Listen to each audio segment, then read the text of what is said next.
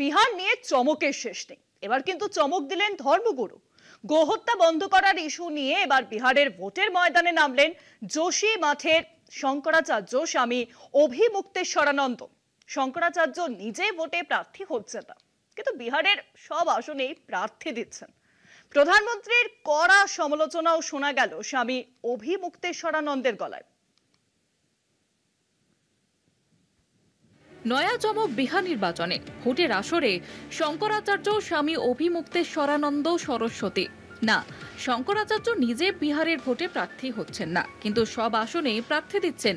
বিহারে গোরক্ষা সংকল্প যাত্রার সূচনা বক্তৃতায় শঙ্করাচার্য কথা বলেছেন। বিহারের নির্বাচনে আমরা 243টি আসনের সবকটিতেই প্রার্থী দেব। গোহত্যার বিরুদ্ধে পদক্ষেপের প্রতিশ্রুতিবদ্ধ নির্দল প্রার্থীদের সমর্থন করব। আমরা গোরক্ষা এবং সনাতন ধর্মের পক্ষে ভোট দেব।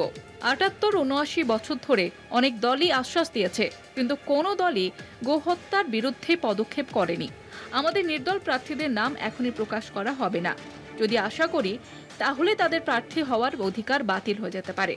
প্রধানমন্ত্রী নরেন্দ্র মোদী একদিকে বলছেন যে তার দল গোরক্ষার পক্ষে, অন্যদিকে তাঁর আমলেই দেশের গরুর মাংসের রপ্তানি বাড়ছে। এটি খুবই মর্মান্তিক ও বিরক্তিকর। কেন্দ্রকে এই বিষয়ে সক্রিয় পদক্ষেপ নিতে হবে। জ্যোতিষ পীঠের শঙ্করাচার্য এই দাবিও করেছেন।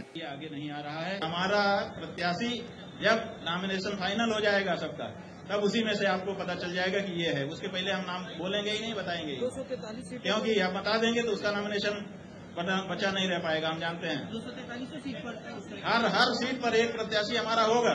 এবার স্বামী অভিমুক্তেশ্বরানন্দ সরস্বতীও বিহার বিধানসভা নির্বাচনে শামিল হলেন। তার তোলা ইস্যুতে বিহারের ভোটাররা আদৌ সমর্থন করেন কিনা সেটাই দেখার।